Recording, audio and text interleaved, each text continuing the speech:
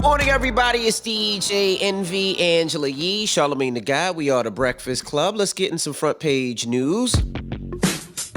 Now, Charlamagne walked in this morning. I seen that he was a little upset. Now I was not upset. Why. I walked in happy as hell. I walked Taco in Bell. because I was singing Yvette Michelle. I was singing Chris Brown Back to Sleep, and I don't eat no damn Taco Bell. So don't lie on me.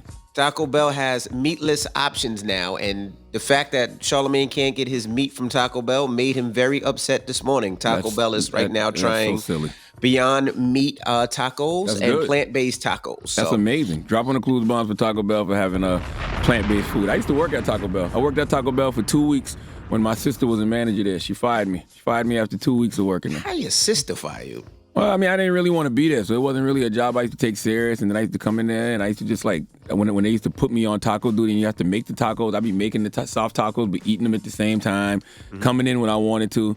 So yeah, I lasted 2 weeks at Taco Bell. Used to have to wear that damn purple shirt with them Dickies.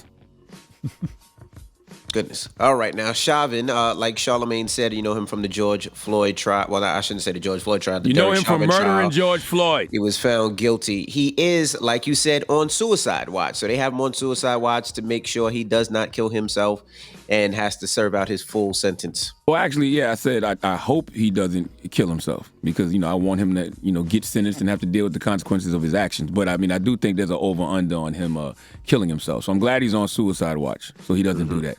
Because he looks like the type. His wife left him right after the situation happened. What do you got to live for? Right. Now, Micaiah is the young girl who was getting into an altercation at her house. She called the police and said some girls or women were trying to jump her. The police pulled up and she had a knife and was, I guess, on the way to maybe cut or hurt another person. The cop hopped out and shot her. Now, they're saying the cop who shot Micaiah was military-trained marksman. So he was a marksman, a military-trained marksman. So he definitely could have shot her in the leg or something then. But that's not the way police officers are trained. That's not the way that they're trained. They are trained to shoot to kill, not to injure, and they're trained to shoot at the biggest, part of your body that they can aim at, which is usually the chest area. So, it's the biggest target. So but being that he was a marksman, he'd be trained a little different though, right? But usually when they say marksman, it's usually long guns. It's usually rifles. It's usually things like that, not necessarily your handguns. Well, the neighbor came out, and the neighbor's name is Donovan Brinson, and this is what he said about the shooting. It shows. He literally got out of his vehicle and had seconds to respond. So the video doesn't lie. I mean, there was an altercation. He responded. He reacted with what he thought was his best judgment.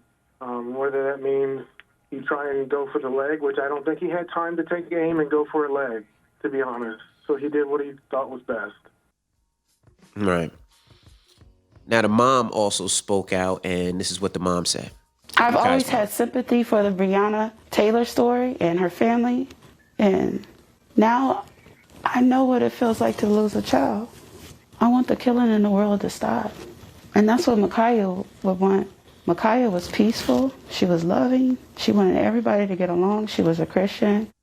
I stand on the fact that I think it was excessive, and I do not think that young girl should be dead today. Even if this is one that's legally justified, sadly, it doesn't mean it's right, because police have shown us over and over that when it comes to black people, the only way they deal with us is fatal force. It's just way too many examples of police officers, being threatened, themselves being threatened, with knives from white folks and not responding in that way. I've heard social workers say they've broken up knife fights. I refuse to believe that was the only way to handle that situation is by shooting her 4 times. Yeah, I don't agree with you on this one. I mean, the cop got a call that said that, these women were jumping somebody. They hop out the car and see a woman, going at another woman with a knife.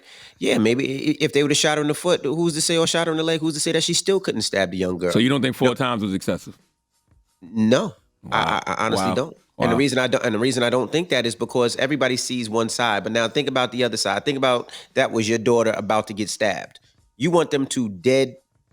We keep saying that. We stop the person from doing that. We keep saying that, but that's the truth. No, I'm a father. That's my daughter. I'm a father as well. I'm not a police officer who's there to protect and serve. They are there everyone. to protect and serve. Everyone. They are there. We keep saying that. It's different when I'm a father and a daughter. And I still don't know if I would shoot a girl 4 times. Yeah, but no, that's excessive. You can use deadly force when somebody else is in harm, and in that situation, that girl was in harm. It absolutely was. Police officers use deadly force with us all the time. That doesn't mean it. That doesn't make it right. Even when nobody is in danger. That's how they approach us all the time. Fatal force cannot be the only option when it comes to dealing with black people.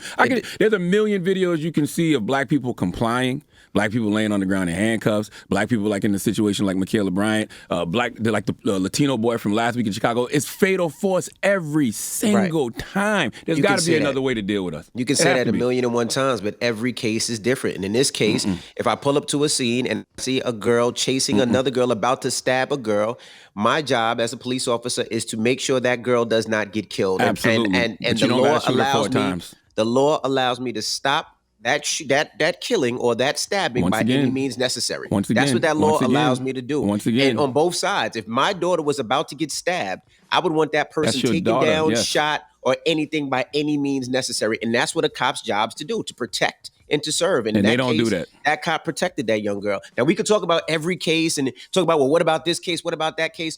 But you can't, you got to talk case by case. Well, let me ask you a question. All those other cases might have been wrong, but in this case, that cop made a split decision to say, you know what, I'm saving this girl's life. Do you really think that cop cared about that girl in the pink? Because if he cared about that girl in the pink, why would you shoot 4 times? She was right there. She could have got hit too. You really think he cared about that girl in the pink that much? If he cared so much, why didn't he look sad after it was over?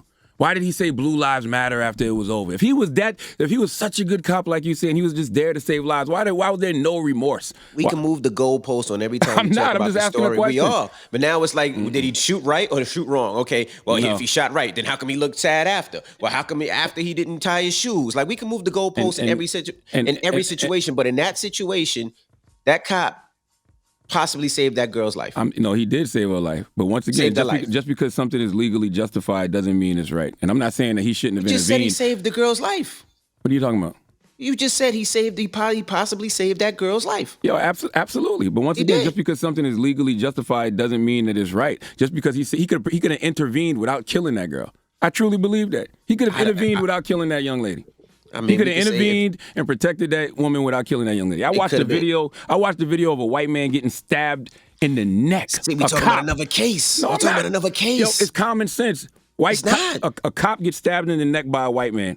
Chase the white guy with a gun, then put his gun away and then pulled out his taser to tase the kid. That's another case, right? And he had time. He got stabbed. That guy didn't have that much time. That guy didn't have time to put his gun away and then take out a taser. By that time, that other girl probably would have got stabbed and been dead. If you don't think that they deal with us differently than they do everybody else. Of course they do, but bugging. Each case is differently. In this case is a different case. Wow. That case is not the same as the one that you're talking about. Show me a case where they haven't used fatal force. All right, well, that is your front page news. Now, when we come back, Moneybagg Yo will be joining us. We'll kick it with Moneybagg Yo. He has an album out right now, and we'll talk to him when we come back. So don't move. It's The Breakfast Club. Good morning.